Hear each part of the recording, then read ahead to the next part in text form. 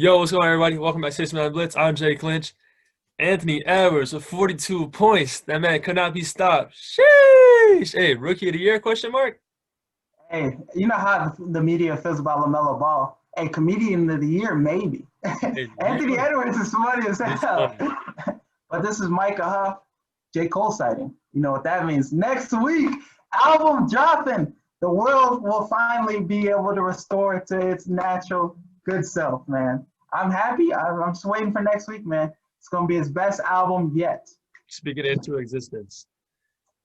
Hey, the real is One second into listening to it, this is a masterpiece. hey, the real is back. The veil is back, J. Cole. Hey, Jermaine Cole?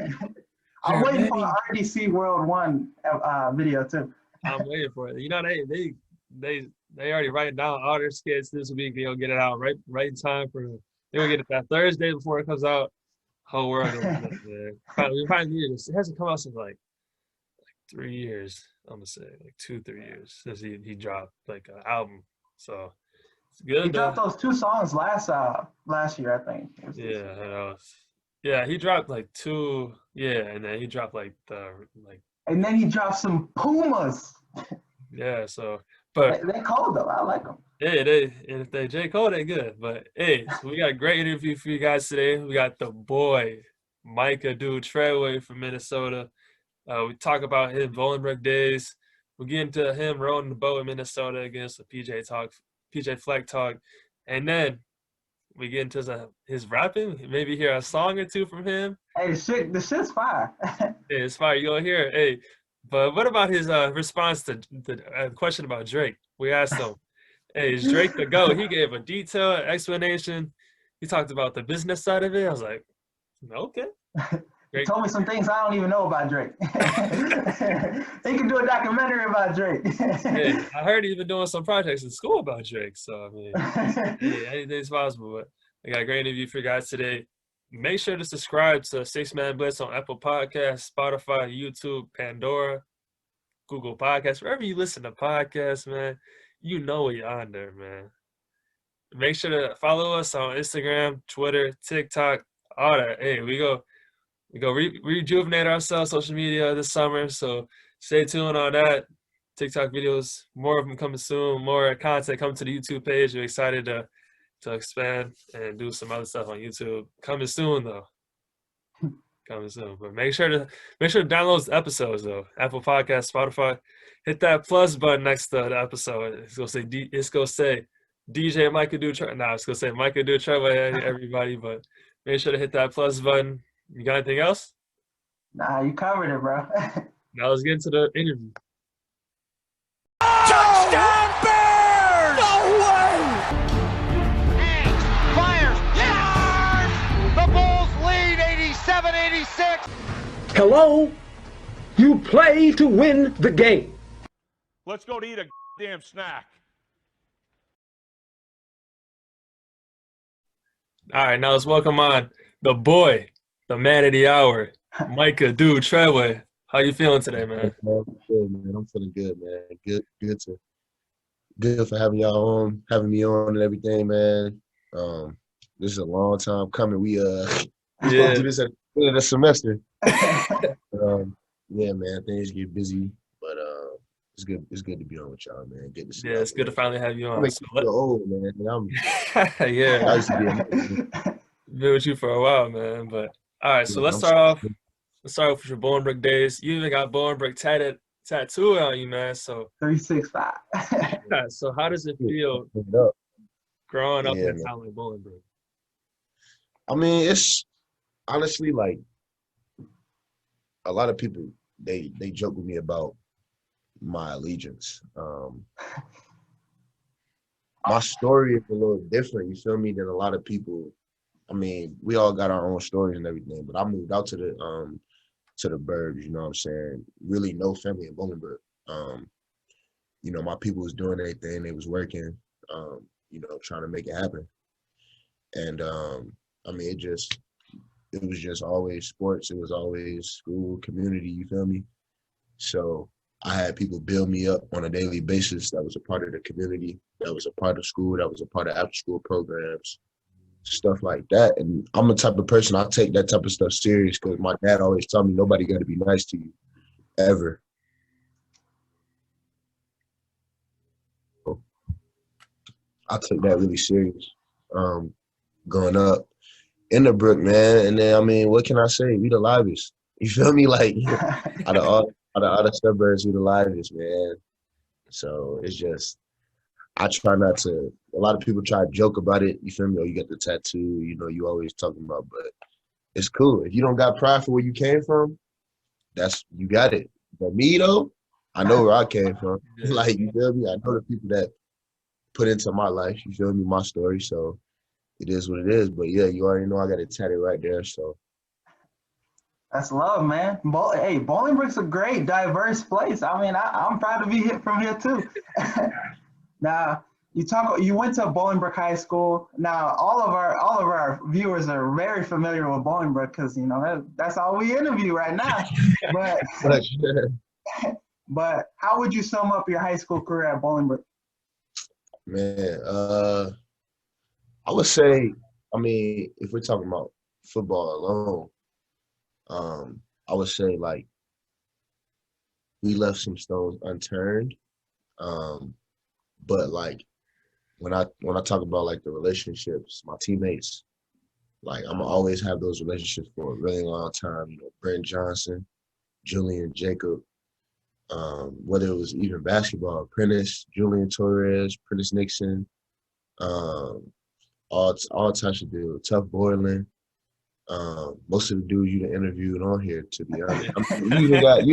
You even got dudes that was in Bolingbrook with like Manny Ragumba. He went to Neighborhood Central, but still like he a part of that Bolingbrook family. So like just that like bond was something that was really important to me. On the field wise, man, like I said, we left a couple of stones in the turn, but we was getting to it for about 3 years, man, straight. We was just getting to it. It was just football. So we was all trying to make that dream come true, make that dream happen. And no matter if we ended up in the league or not, say that we did what we had to do and everything. So coaching was great. My relationship with my coaches was great. Coach Ivelo, always been looking out. Just talked to him, I think, yesterday.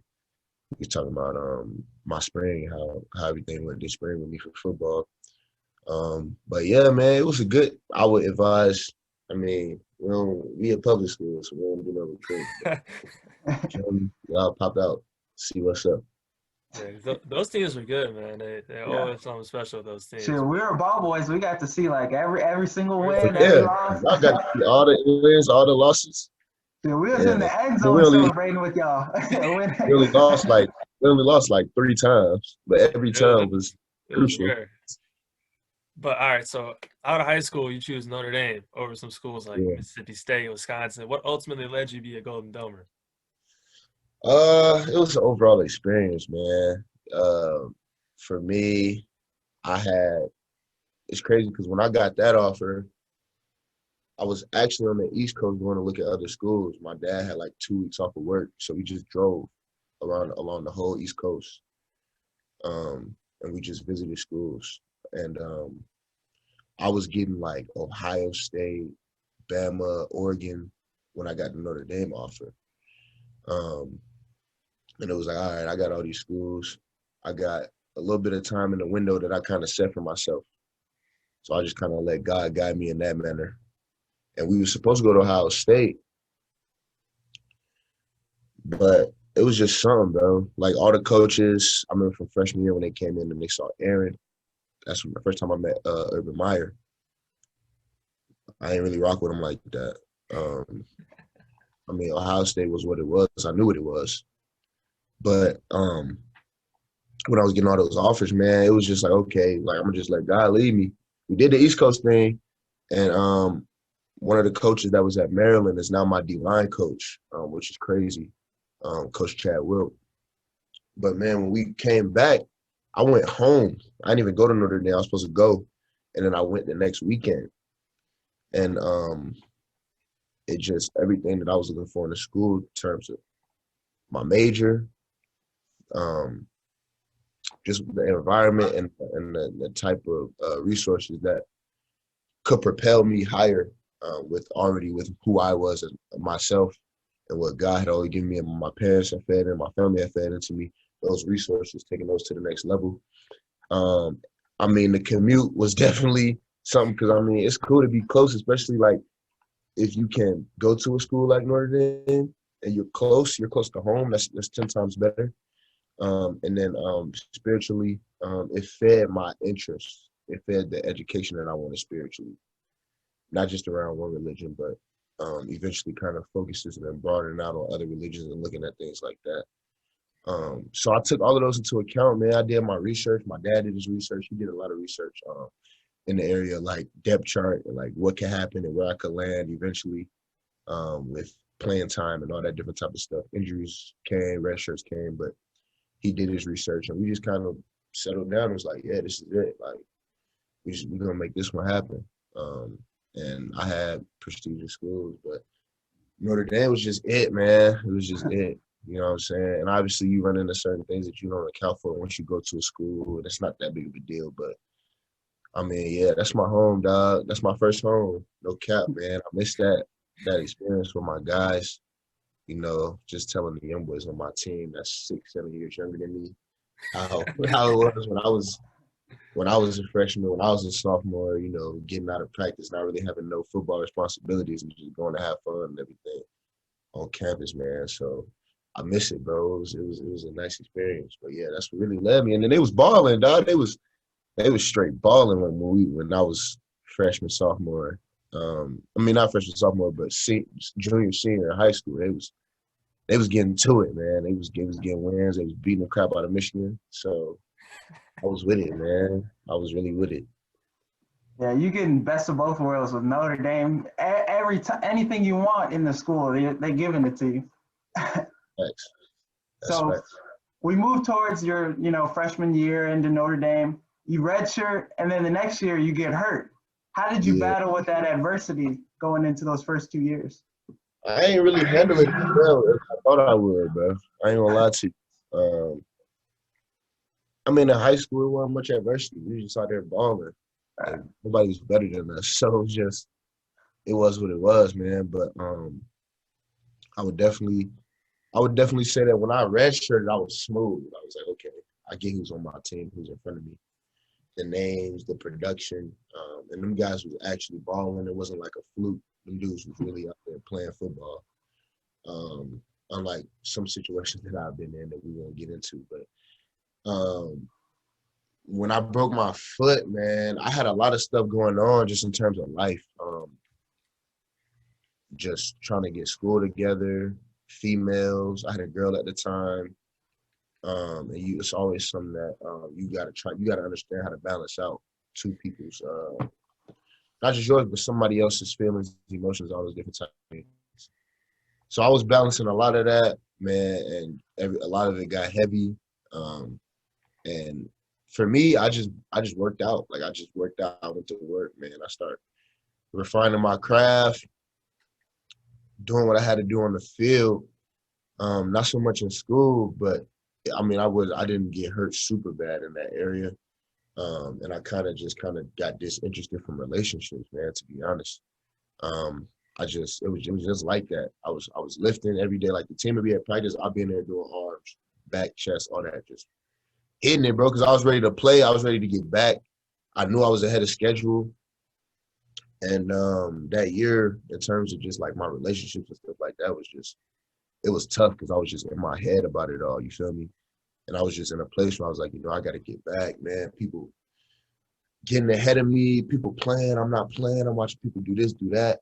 One thing we say here in Minnesota is comparison steals your joy. Whenever you compare yourself to something else, it always steals your joy. So you got to keep yourself compared to yourself. Every game we play, we're playing ourselves. Every rep we take, we're taking a rep for ourselves to see how much better we can get.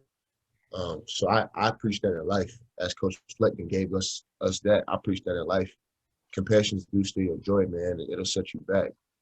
So, and my thing is, man, you're going to take losses. You're going to take losses, man. I'm telling you, you're going to take losses.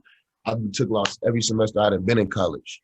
I done took wins every semester I done been in college, but you got to take them both the same. You got to analyze them both the same. It's not, oh, I won. Let me analyze this win, see what I can do to win more. No, I won and I lost. Now let me see how much I can take both of them and combine them and see what I can do to you feel me, bounce back. So when that loss creeping up, I got my sword. I got everything I need to fight that loss off. You feel me?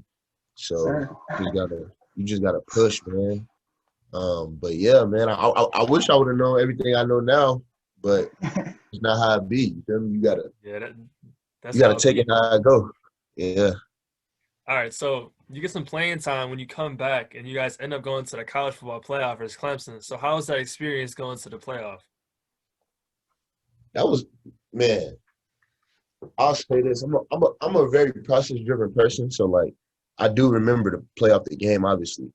Man, that year, man, that was probably the funnest year of football I had. I'm not gonna lie to you. And I played a very significant amount of snaps, a lot of important snaps, but it was just fun, man, because I was with my best friends every day. You know what I mean? We was just having fun.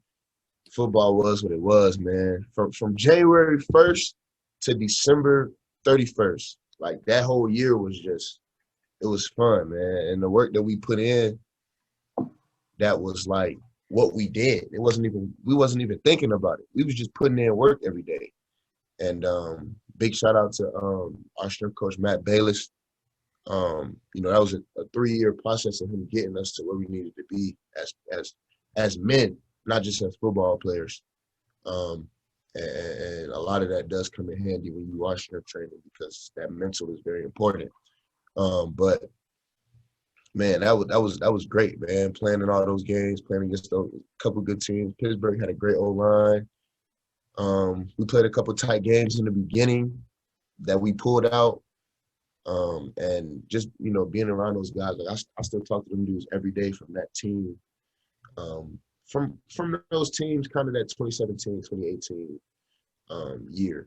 So it was nice, man. The game specifically, it was crazy, just with all the star power. Like, I don't know if y'all seen I think PFF might have tweeted it about how we had 4 DNs come in 2016, and now all of them are in the NFL. You got guys getting signed now. Chris Fink just got signed to the I want to say it was to Kansas City. Yeah, it was the Chiefs. Yeah. Yeah.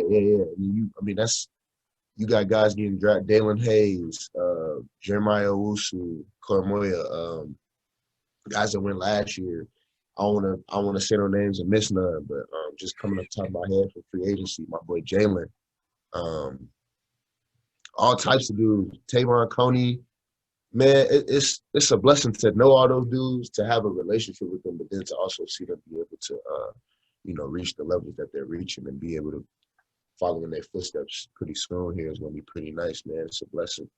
So just, that game was crazy. You had Christian Wilkins, then you had Trevor Lawrence, then you had the 2 wide receivers that they had that year, Travis Etienne. Yeah, ETA, yeah. Some of the old linemen that they just got drafted, like that game had star power in it, straight star power.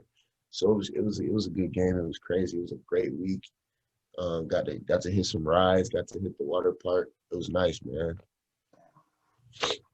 I know the bowl game gifts are off the charts too. Oh, right. Hey, I ain't gonna lie. I did not use my Apple Watch, so I sold it. But that Apple Watch was nice. That Apple Watch was nice. I barely used it, so it was just like, you got an Apple Watch, and then, yeah. That's just you barely use an Apple Watch. They gotta be there to know how much bread we got. They don't need to know that. That's Studio Joy. They don't need to know that, man. Now let's move past Notre Dame. So you graduate from Notre Dame, and then you decide to row the boat. What led to that decision? Man, I'm not gonna lie. To be honest, my family was coming up here, so I was already swaying this way. My parents were moving here for work, just some business stuff that just so happened to sway this way. But that was huge for me, man. Being around my family, they was the ones that was there when it was hard. When I was coming out of games, not really playing, not really getting playing time. When I was hurt, they was there, man. Going out to eat after games, we would win by a lot, and I'll be sad, bro. They was there. So that was huge, man. Being around my family. It's good to have my mom and my dad here, man, for a word of advice, not just over the phone, but in person. Can sit down and break bread, can play some spades every once in a while. So it's nice, man. It was a huge factor. But Coach Fleck, he just I knew I wanted to be a leader somewhere. And that was easier said than done at the time when I made a decision. I didn't know how hard that would be on this team. Every team is different. Every team has different personalities, 110 different personalities, 110 different backgrounds, different demographics. And it's not to knock on anybody, but we had a lot of leaders when I was at Notre Dame from the perspective of real leadership, not just, oh, this guy is a standout player, so he should be a leader, or this kid is a walk-on, so he shouldn't be a leader. No, we had walk-ons leading. You feel me? We had guys that was taking control, that was saying, look, I'm going to be the example. We're going to do this because y'all my teammates and I love y'all. Here, we had a few selected guys leading, and that's not to compare the two programs. That's just to say that everybody's process is different. You know what I mean? So guys got to come and rise to that level of who they are inside, what they have to offer outside, kind of put that together and understand that leading the team is not just out front talking. You know, sometimes leading the team is, hey, Monday and Tuesday, you was the guy that had juice. We need you to lead us. That's simple. You know what I mean? And so when I got here, I was going through that process of becoming a leader. I wasn't a leader when I got here. I'll be honest about that. And I think I led in my own ways at Notre Dame, but just not in the way that I had my potential really could reach. So when I got here, man, I still was refining that. I'm still refining it now. I'm not 100% there yet. But it's a blessing to be able to be the older guy on the team, to be the guy who can say, you know, oh, this was bad here. This is how you fix that. This is how you get through that mentally. Now this is how you get through that physically. Now this is how you change that within the playbook. To be that dude, to be able to do that, but also have to go to work every day and be the standard, it's very much a blessing. When Coach Fleck just pushed me every day. He pushed me when I got here for my visit. He knew my story. He knew what I was up against football-wise. Then we talked life-wise, told him who I was, told him my story. And your story matters, man. People say it's cliche, but your story matters. I would tell people all the time, your story matters, man. Every person that done bled into you, every person that's giving you a word, every loss you done took, every scar you got, it matters because that's what makes us human. You see what I'm saying? So your story matters. I don't care where you come from, how much money you had. You know what I'm saying? You might be a little bit more privileged, you might not be as much privileged, but your story matters in any context. So yeah, he listened to my story, man. He was like, this is a life program. It's not just a football program, it's a life program. So you're gonna go through things, you're gonna be put, you know, in the face of adversity on the field and off the field. I'm gonna make it harder for you. You're gonna have to sit in the first two rows with a collar shirt. That's the stuff we do to present ourselves business-like. You know what I'm saying? That's a small price to pay for the amount of things that we get on a daily basis that people that are not afforded to have. So yeah, man, just those two things, the coach pushing me and then my family being here, it was huge. And I was gonna get playing time. It was just a matter of how I was gonna make it, what I was gonna do with it, how I was gonna play. And getting all those reps was crazy at the beginning. It was different. My body was reacting different. I had to lock in a little bit more mentally, which actually kind of caused me to play up to my competition and fall back on my training a little bit better than I thought I would in certain situations. But now it's just being consistent, man. It's going out. If I play 30 snaps, 30 vicious snaps, not 25 vicious snaps, man. So yeah, my decision definitely lied within those two realms of family and Coach Fleck, and then obviously football is always going to be there. So yeah. Now you get cleared your first year in Minnesota. You guys have one best season in recent history. You went 11-2, beat Penn State, you know, Auburn. And how was it being on that team of finally bringing back Minnesota football? Man, when I was in it, I didn't realize it because I just got here. You feel me? Yeah. So, you know, you got like the Huffs, man. They won the X they senior year. Yeah. Like, if I would have did that coming here, it would have just been like, okay, we won a trophy. Like, Yeah, you don't really understand it. right? So you gotta be somewhere to understand it. So like my first year, we were just winning. We were just beating the brakes off people, winning games. We got to Iowa and Wisconsin, and as a team, we just didn't respond as well as we wanted to. But that whole year, if you look at them scores, we was running people out. And it was nice, man, because I it wasn't registering to me with the fans. Oh, this is amazing. This is the best year we've ever had. I've never seen a team do this before. And I'm looking around the dudes on my team. We all seniors on defense. So I'm like, yeah, y'all do this. Like, y'all, this is overdue for y'all. Like, this is something that y'all was gonna get to anyway. So like, why is everybody so surprised? But that's just not the case here all the time. You know what I'm saying? What our goal is as a team is to restore the past. So we embraced our past to create our future. So everything that we know that we didn't have, that's what we work for every day. So we work a little different. It's different when you the CEO and you ain't been making a lot of sales in a long time, but they about to cut your job. You feel me?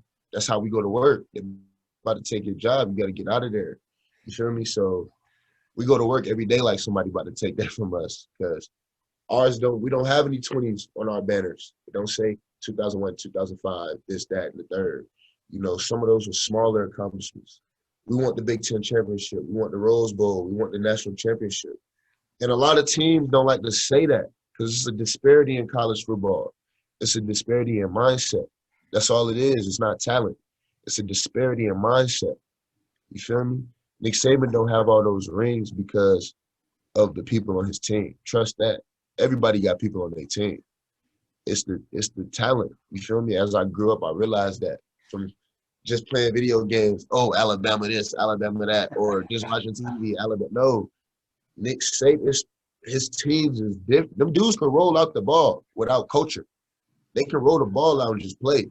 Don't get them wrong. They can run they can run a sweep, a dive, and a go ball.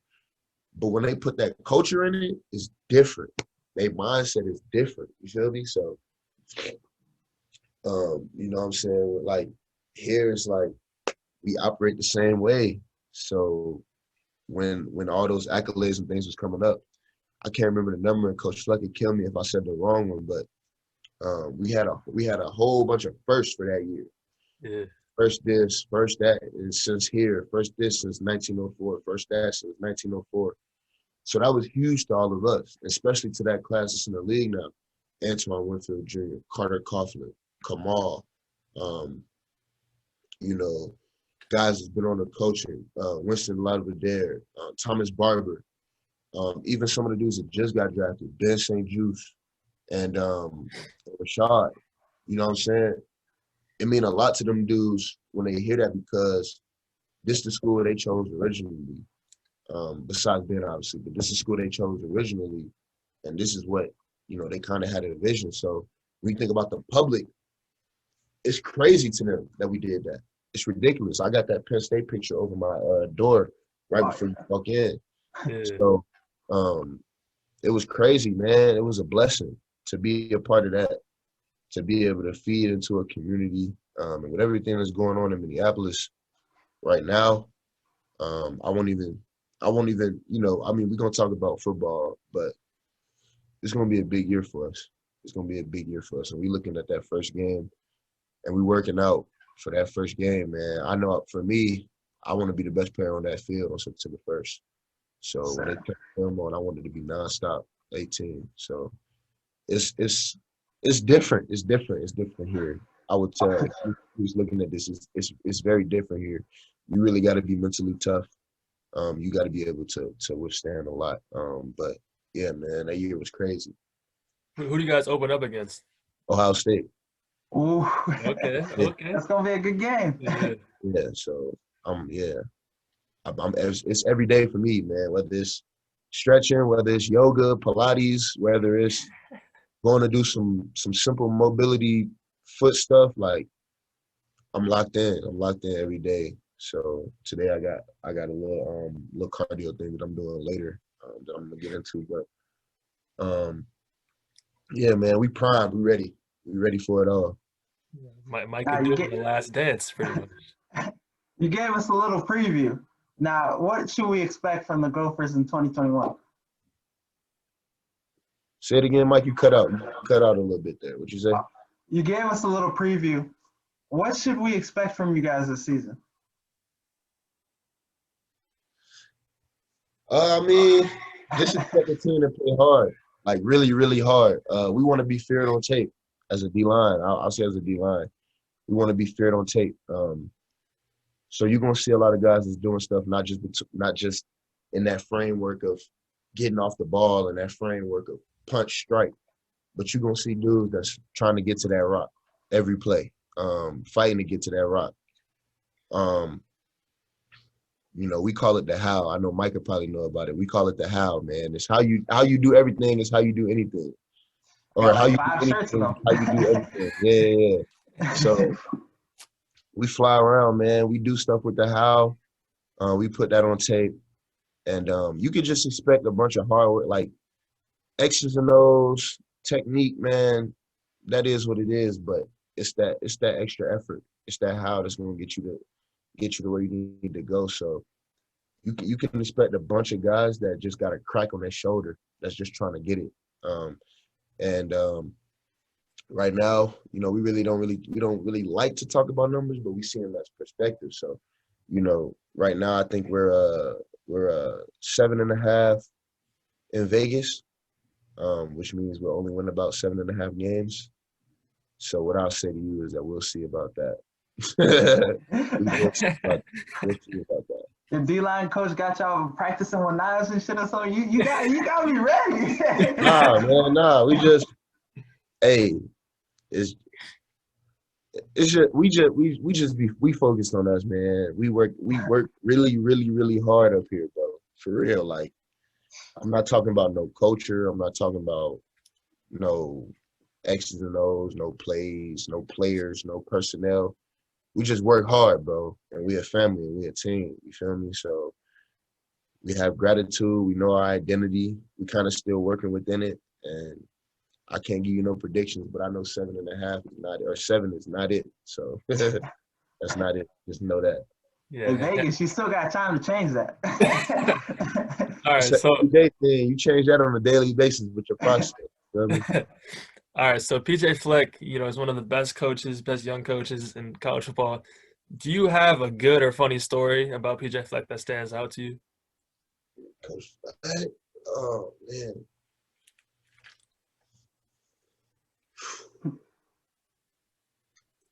Nah, man, I don't have a crazy funny story about Coach Fleck, man.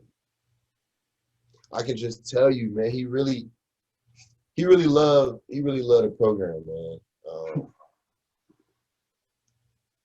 He does a lot of different stuff to really keep us kind of focused on the task, whether it's gimmicky to some people or whether it's necessary. You know, dressing up in different types of suits for the theme of the week. He dressed up in a shark suit one week. I forgot what week we played. I think it might have been Rutgers. We played Rutgers. He dressed up in a shark suit. Forgot why.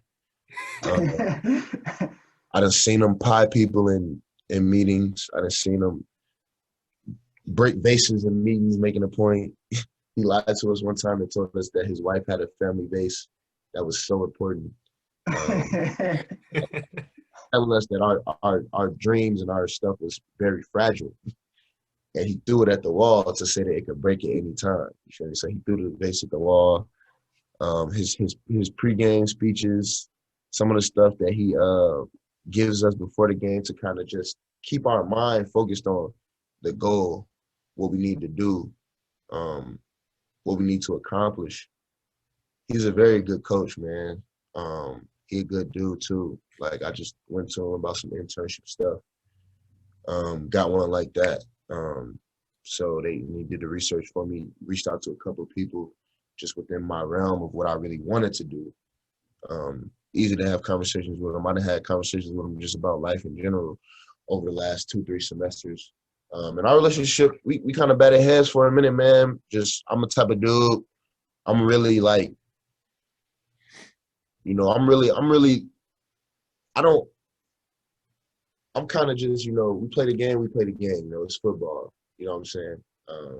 But I started to kind of find value within the culture. I started to kind of find value within the things he was teaching us. And so, you know, that butted heads kind of just came us coming together a little bit more. And I mean, he'll tell you that that's true. But yeah, man, great dude. A lot of dudes have been here a little bit longer and that's probably younger, probably had stories about him, especially in those early years. I'm sure the two twins, the Huss do, but I don't have too many like crazy stories about him. No, not really. Now you're heading into your 7th year. Now, what is some advice you could give to somebody who's just going into college this next upcoming season? What could you tell them? Man, biggest word of advice I would give, man. Every day you go out there, you gotta go out there like you're a freshman, man. Like you gotta be hungry like that every day, and you gotta look for something new to attack every day, or even just that thing you need to get better at on a daily basis. Attack it. Find creative ways to attack it. Find people to attack it with. You gotta work hard, man. You gotta work like you still that underdog every day, no matter what. And then relationships. With your teammates, with regular students, with your academic advisors, with your coaches. Every relationship is not easy. It's not easy to form a relationship with every person.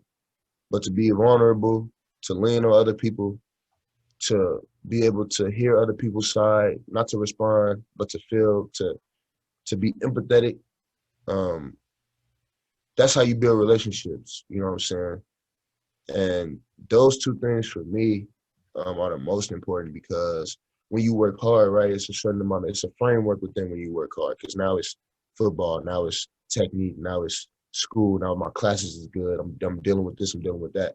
But then when you get the relationships, now you feeding into other people's life and other people's lives feeding into you, you know what I'm saying? So that's all coming together. That's just gonna make you a better person. That's gonna make you a better player. So for me, those are two biggest things, man. And when you work hard, when you true to what you say you're true to, most things fall in line, man. Get your routine. Like I said, get some people around you that's focused. If you got a shorty, you feel me? Be present. Understand how to balance your relationship out. Understand what she needs. Understand what you need. Understand that football, you always gonna need that hungry dog. So you gotta feed that hungry dog. She gotta feed that hungry dog. You gotta feed that hungry dog in her when she need that hungry dog fed. When she on her last, or she tired, or she doing this, doing that. You gotta be able to balance that.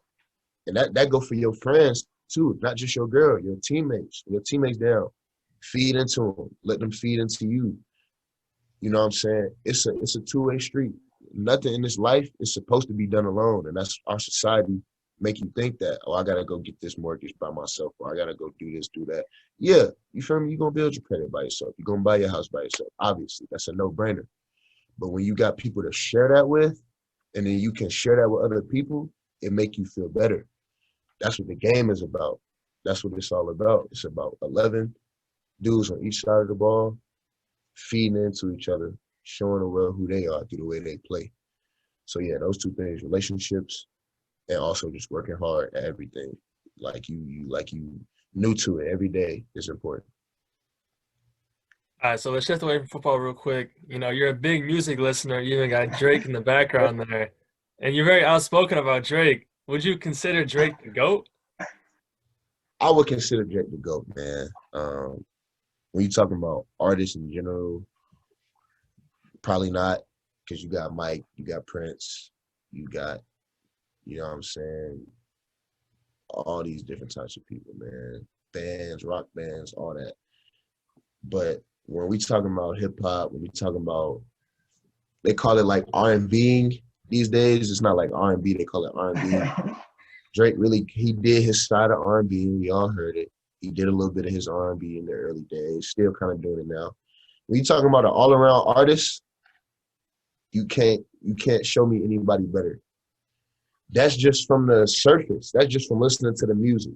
say you don't know nothing about Drake. That's just from the surface of listening to the music. Now, let's get into the background. Acting, commercials, mainstream media, clothing, business-wise. Got his own airline, amongst other things. Just came out with his preview for his fragrance. You know what I'm saying? Only person that was doing that was Ye. And Ye, I'm putting Ye under him. Put a lot of thought into this. You feel me? Kanye been on that. Like, a lot of them people that put him off because of what he was on, they don't want to have that conversation. But when you're looking at all of the things that Drake done, now you talking about records. Most #1 singles ever. Most platinum, gold, all that.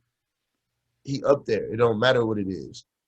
I believe when he came out with Scary Hours 2, it was the top 3 songs for like 3 weeks. On Scary Hours 2, that was #1. Like, and you can say what you want about streams. You can say if we didn't have streams, it would be even better because everybody would have to go get the CD.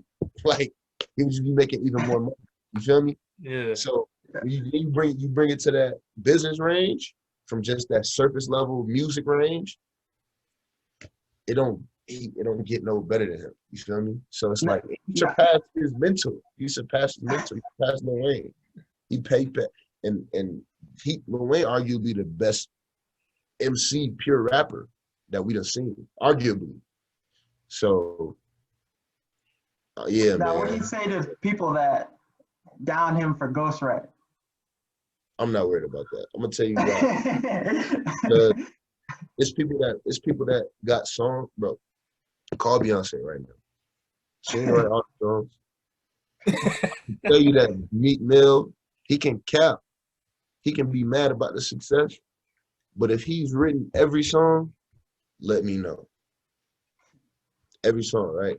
Drake was just taking the kind of the framework of the songs. You feel me? He wasn't taking the lyrics. He was just taking the framework of it and saying, okay, let me twist it, see what I can do with it. Tory Lanez do that all the time when he make chicks tapes. He takes songs and he twists them. Like, he do that all the time. You feel me? Lil Wayne was taking beats. People was getting mad at him for taking their beats. He was killing their songs. Like, Yeah, he's doing it. You know, he was killing their. There's certain songs I don't even want to hear the original. I just want to hear Wayne on it. So I'm not worried about that. It's the man that capitalizes on what he can capitalize on that's gonna get where he needs to go. And with his talent, what he understands about business, it flows. So I'm not worried about that. I like how you gave us the exact amount of effort and thought that we asked you about football into this. That's me, man. That's me. You gave us a little more. I ain't gonna shortchange you, man. I'm gonna give it to you analytically every time. That's my vibe. You feel me? So Micah already know me. He know I could talk about anything for a long time. But yeah. Now, even on your free time, you also say you're a DJ sometimes. Now, how did you get into that? I used to be. It's crazy because when I was at ND, it was just people was doing parties. Like, I wasn't doing nothing super extraordinary. I was just having parties. You feel me? So I was just on the aux all the time and was just lighting it up. Like, and I would say that I really wasn't even doing a lot to the capabilities that I could have been doing it, but it was the amount of people I was bringing out, the diversity, the different people. I was doing all types of parties, man. Like, it ain't a shock to nobody. Notre Dame is a predominantly white school. I was DJing white parties. So like, it was a time where I kind of just really like, I had always fell in love with music, but it was a time where I was able to kind of show that to other people, you feel me, and give people the space to be free with music and, you know, be able to turn up at a school that academics is heavily important, and we really cherish those moments where we can get out and vibe with each other. So yeah, man, I kind of just tagged myself that. I felt it. I didn't care what nobody thought. Put it out there, and people know, man, that music is very important to me. I mean, I'm gonna be recording all summer, so I got stuff in my notebooks and concepts and stuff like that already lined up. So yeah, man.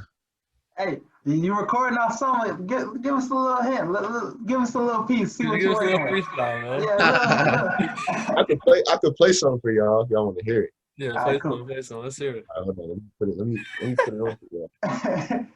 This old though, man. I got 2 songs that I really, really rocked with out of maybe like 5 or 6. This one right here is old. This one called Miami Nights. And I did it with my homeboys. Yeah, let me get onto the speaker real quick. I'm blasting it, man. I don't gotta be that loud. You should be able to hear it pretty smooth. But I put it on my story the other day though. Can you hear it? Yeah.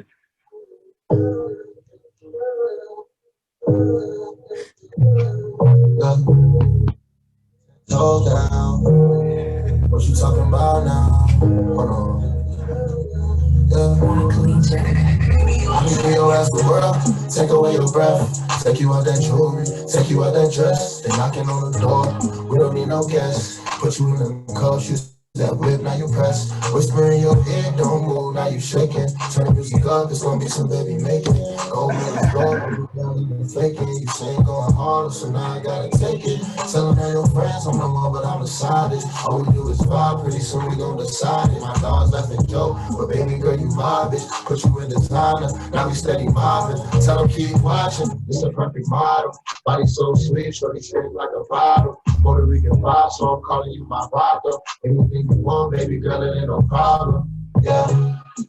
You feel me? So, yeah. But that's old. That's super old. That's like 2 years old, a year and a half old. I got Computers, one of my other songs, but some of those is just I'm a perfectionist, man. So some of those is That sounds good. I mean, you sound like you're gonna be all right after football. you gonna be straight. I gotta keep writing, man. But yeah, we're gonna be in there. We're gonna be in there. All right, so normally at the end of our episodes, we normally do rapid fire takes. So now we're gonna hit you with rapid fire questions. You ready? All right, bet, let's go. All right. What's your favorite Black sitcom? Martin, easy. My man. All right. What was one game you went off and nobody could stop you? That could be any level. That could be Pop Warner, high school, college. Ooh. Usually people say Pop Warner, though. They always say Pop Warner or something like that. Yeah, bro. I'll probably say 2014 home with Flossmoor. Snapback game. Most of our viewers should know about HF. They should know that. But the next question is, why do you wear 18? 1-8 out the gate, man. You know what I'm saying? Just they had the number there. I embraced it. So I just kind of put that slogan to me. A lot of my teammates will know it. Not a lot of people will, but yeah, man, 1-8 out the gate. 1-8 out the gate. 1-8 out the gate. Now, you play defensive tackle. Is that the most underappreciated position in football, in your opinion? 100%. I would say nose guard and like center and guard are the 3 positions that are most underappreciated. But yeah, it's definitely up there with those 3. So yeah. Usually a lot of D linemen say that. Yeah. Hey, but what is your favorite sports movie? Ooh, favorite sports movie? I'll probably have to go with Friday Night Lights, man. That was the cut. It always had been. So yeah, that's a good one. Yeah. All right, so who is the best player you ever played against? Against? I would probably say, man, that's a great question. Does practice count?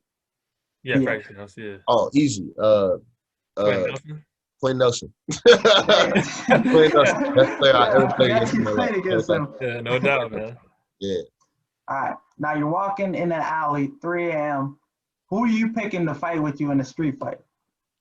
To fight with me? Yeah, anybody. Yeah. Oh man, that's an elite question. I'll say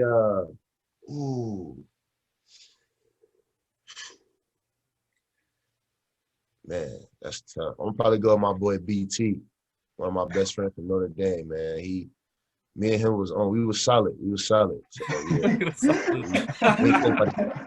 we ain't play by each other, bro. So yeah, I'm gonna have to go with my dog BT. Yeah. All right, so you're going to dinner. You get 3 dinner guests, dead or alive. Who you take? I'm gonna probably go with Biggie, Malcolm X,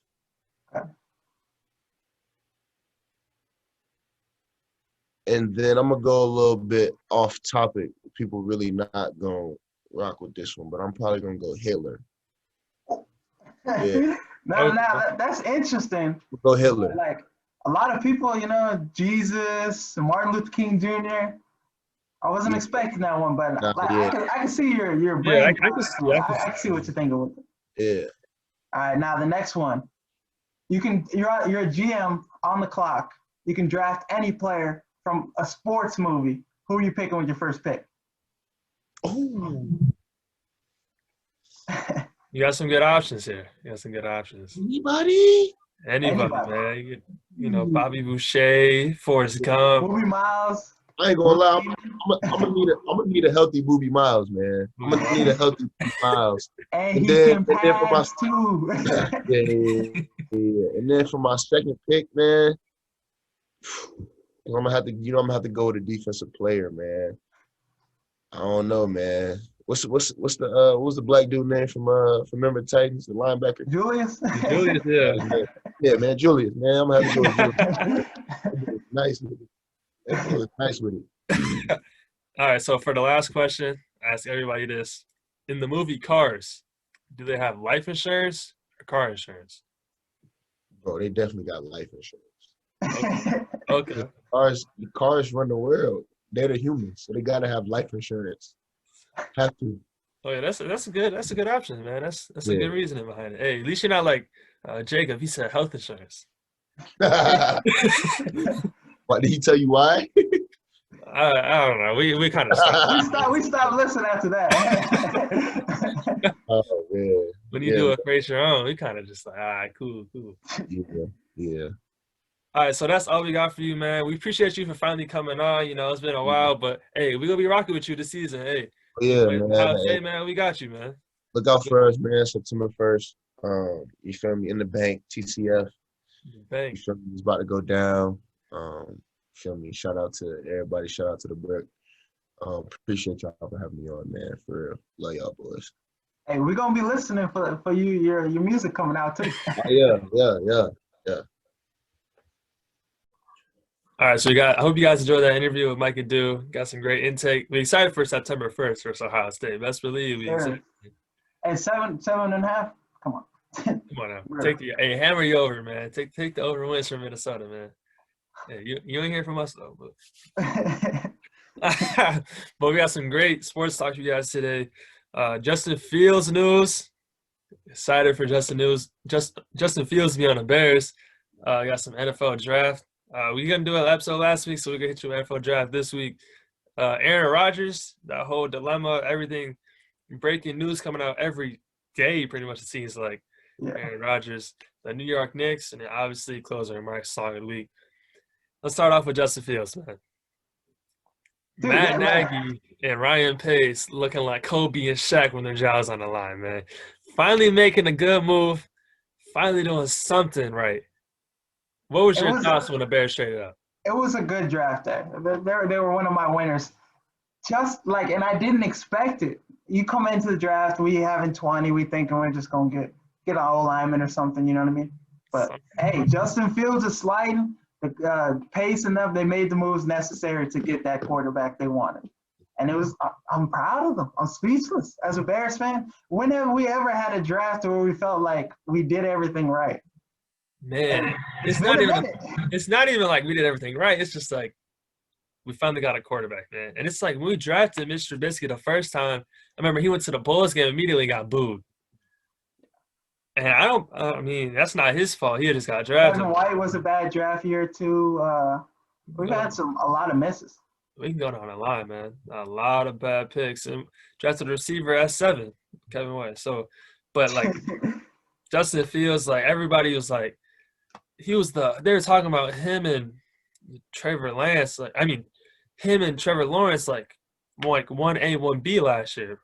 Like Yeah, before he was the number 2 quarterback coming out like since the season ended. That's what I'm saying. Like, and now they want to Trey Lance this, Mac Jones Wilson this, came up too, yeah. Zach Wilson this. Like, Zach Wilson, Trey Lance came out of nowhere, man. And Justin Fields, I feel like he's the second best quarterback in the draft. Everyone's, Ohio State quarterback's not this.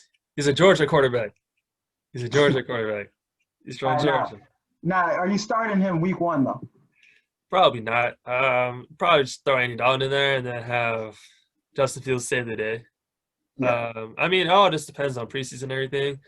I mean, why not? The preseason's gonna be. Why not throw Fields in there? But it's Nagy. He keeps throwing like these smoke screens because as soon as we got Mike Glennon paying this dude a bunch of money, they talking about QB1, drive Mitch Trubisky. As soon as we get Andy Dalton, they throwing on Twitter QB1, get Justin Fields.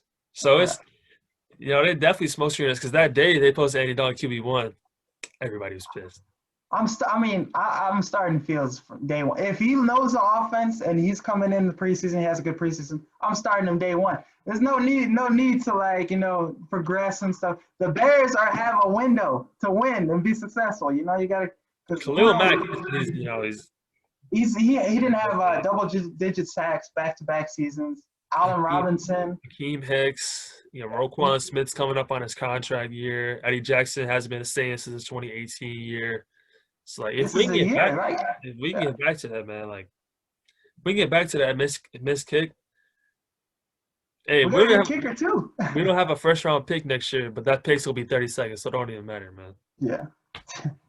But I'm happy that the Bears drafted Fields. Moving on, we didn't even trade that much. We traded like a third maybe, and then a first, and we traded away a first round next year. Like, bro, that's nothing. That's really like it's gonna suck next year not picking. But we traded Khalil Mack for 2 first round picks, and we know about not picking the first round. Yeah, we know about not picking the first round, but it don't matter. We don't pick bad, so it's kind of like.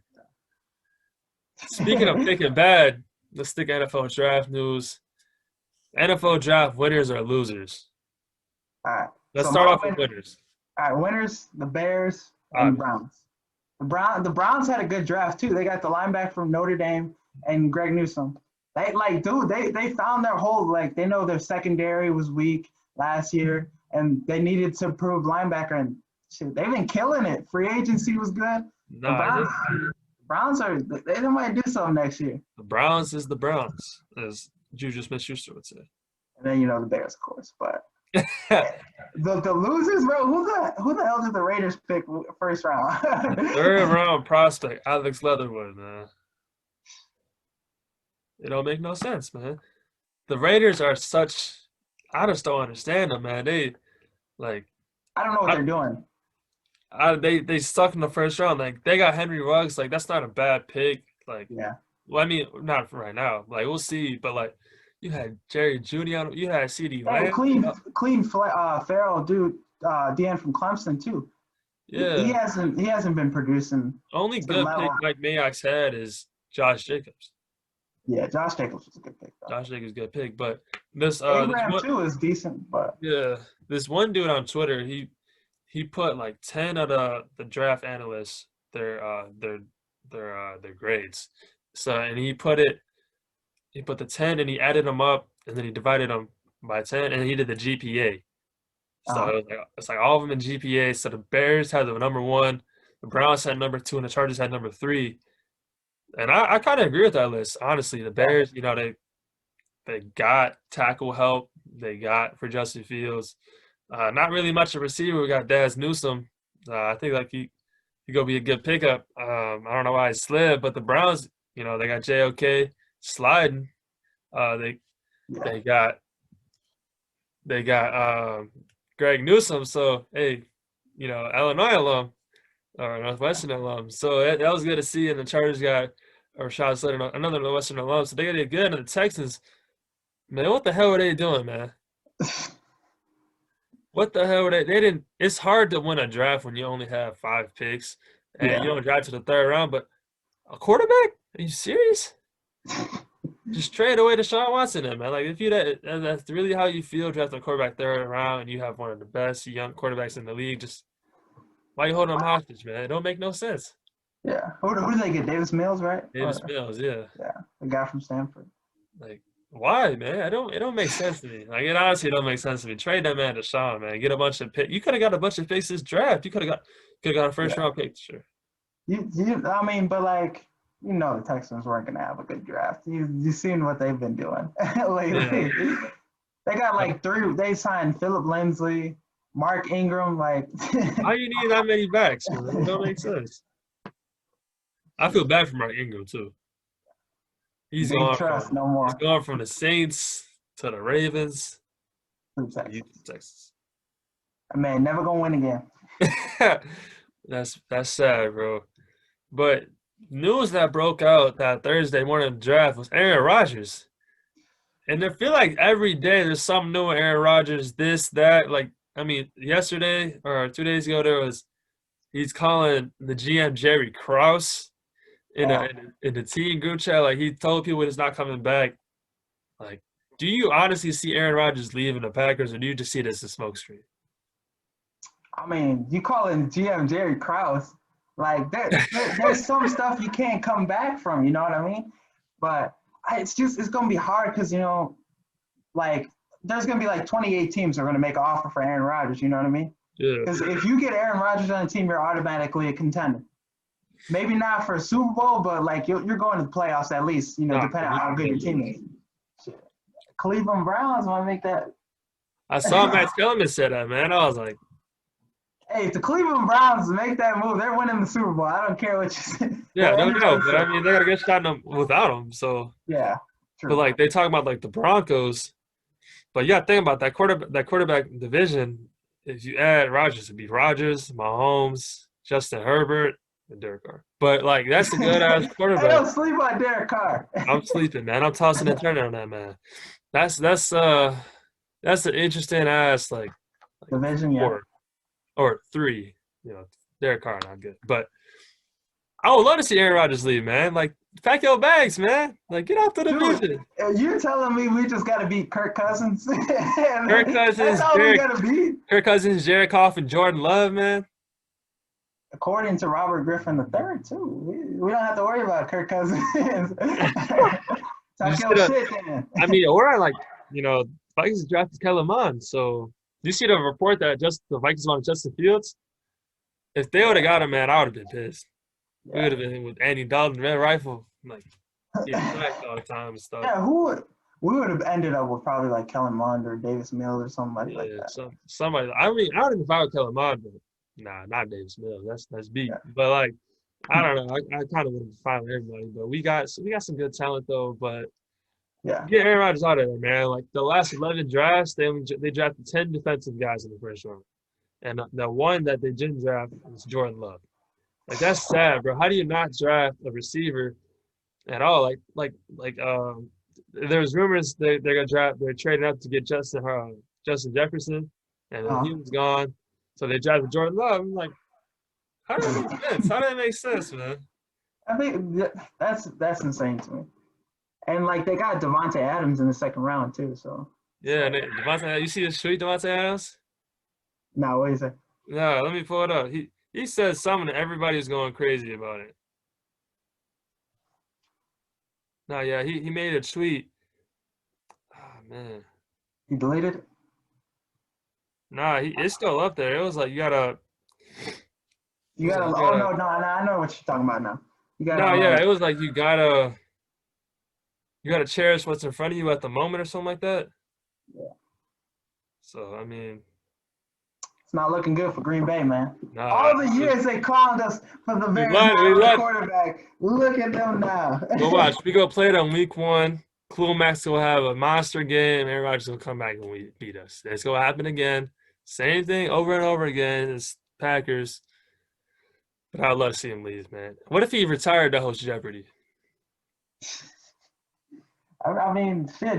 What more does he have to prove? He's got a Super Bowl. He's gonna be one of the best quarterbacks ever. Nah, yeah. But Jeopardy though. you get Jeopardy host, man.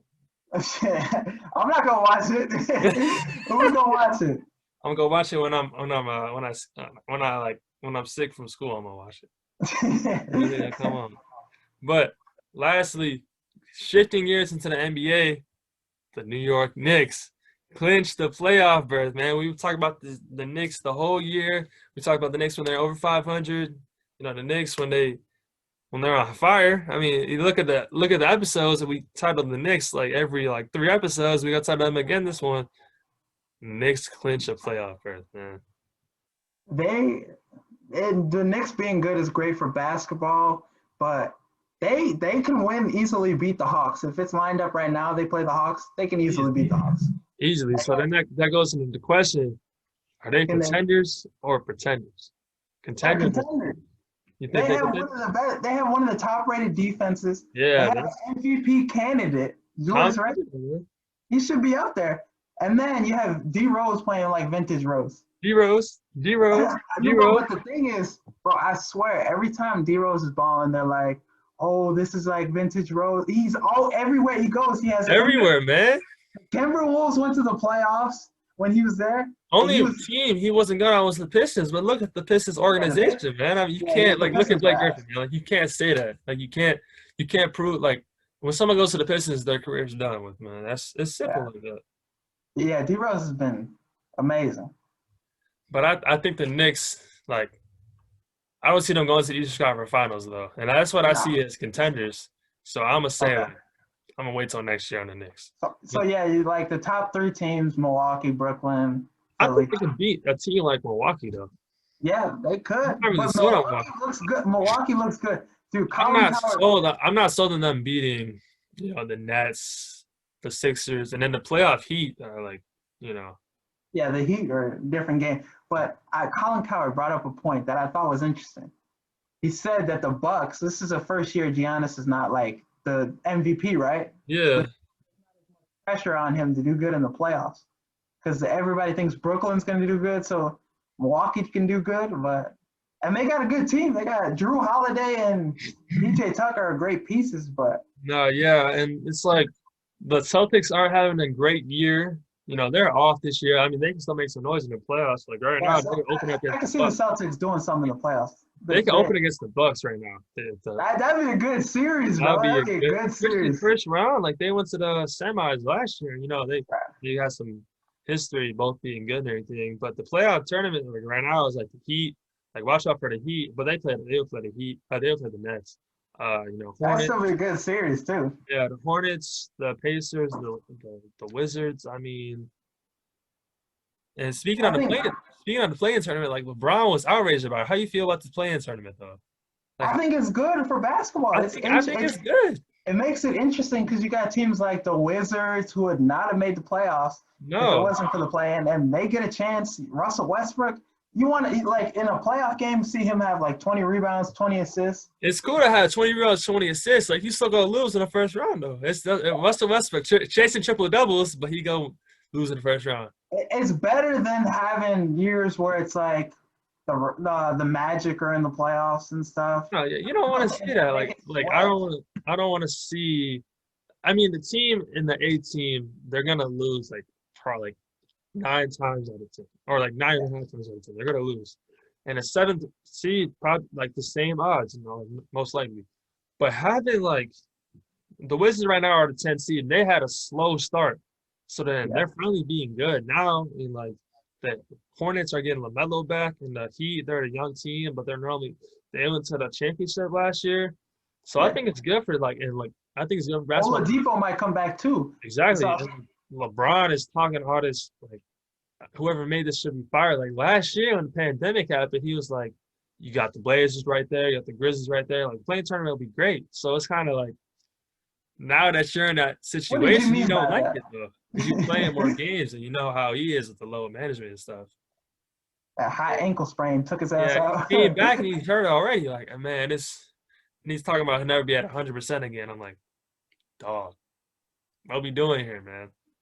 Yeah, he's still gonna ball out though. The playoffs still gonna be great. What we getting into, man? All right. So this is a long episode, man. So what you got for closing remarks, man? Let's wrap it up, man. I know y'all saw that dude take the hugest L in history. Imagine being with somebody for 8 years and then they go do an album with Drake. Your relationship is over. He lost his girl to Drake. And dude, this guy can fight too. I saw some videos of doing backflips and stuff. He can. But Drake got some bodyguards. Yeah. But that's tough. Hey, and don't let women fool you and say being in an 8-year engagement is a reason to cheat. I had like if you look at the comments for that thing, they were like, he hasn't married her after 8 years. Nah, she's single. I'm like, damn. Like, man, what? Be turned. It's like, This man, would be destroyed on all social media. I don't understand, man. They love to twist the word. They love to twist the words, man. And win. So my closing remark: Stranger Things came out with a little trailer today. They came out the first one in like February. Now the second one finally came out, and I'm excited, man. You know they Seen Stranger Things yet? Hey, you got some time on your hands now. You might have to watch Stranger Things. You got some time on your hands now. I do got some time. I'm like it's the trailer is like a room full of children, and then it's like they like zoom away and it's 11 in the room. I'm like, ooh. Hey, I'm not gonna say nothing. I'm not gonna spoil it, but like you need to watch Stranger Things, man. I only like this is what like coming from me. I don't watch nothing. I don't watch no TV shows, no movies. I know you don't watch nothing. and I don't binge watch shows besides Last Chance U and Stranger Things. So that should tell you something right there. I don't binge watch nothing but Stranger Things and Last Chance U. You get on that. All right, I'll check it out. You gotta watch that, man. It's only like 3 seasons. So okay. 3 or 4. I mean, like I've been in the room when people have been watching it. I just never, got the. You gotta watch it. You got to. But hey, what you got for song of the week, man? No Surprise, Young Thug, and Don Toliver. That's my song. Okay. For me, I'm going Circles by Mariah Carey. I was blasting some Mariah Carey in the shower the other day, and my mom was like, Jake, is everything okay? Like, you get your heart broken? I was like, man, I'm just vibing to Mariah Carey, man. Like, what's up? Like, ain't nothing wrong with that. I see nothing wrong with that. Ain't nothing wrong with it, man. That's me vibing in the shower, like. Hey, you gotta turn that obsessed with. Why are you so obsessed with me? Hey, man, that's what I listen to before a game, man. All the time. Put on that Mariah Carey, man. It's proven theory, man. You listen to songs like that, you're gonna go out and have 3 interceptions. You're gonna go out and have 10 tackles. You're gonna have monster numbers. You're gonna have a game of your life. Acting like Micah Dew-Treadway 2014 versus HF, man. You know what I'm saying? Hey, but that's all we got for today's episode. Hope you guys listen. We got some good stuff moving forward. 6-Man Blitz. Hey, next week. Hey, I'm not gonna say much about that guest, but hey, rock chalk, man. That's all I'm gonna say. Got some good guests. You probably know who it is by now. I mean, if you say rock chalk, me and Bolingbrook gotta put 2 and 2 together. If you're still listening at this point, but so make sure to subscribe, download all our episodes. It means a lot. We're up to 110 subscribers now. Who would have thought we'd be up to 100, doing good downloads wise. We hit 175 in 4 months.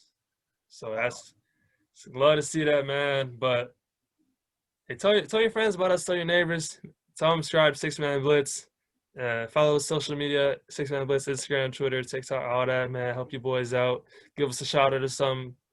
You got anything else for the people, man? We're keeping, we're running out of Bolingbrook people to get on the show, so you see that 6-Man Blitz DM. Check your message request first. That's a big thing. T-Pain wasn't checking his, So we know if we hit him up, he wouldn't get the message. But check your message requests. Come on the interview. Tell your story. Everybody's got a story, like Micah Dew said. Let's keep it going. Hey, that's all we got for you guys. See you guys next week. Peace.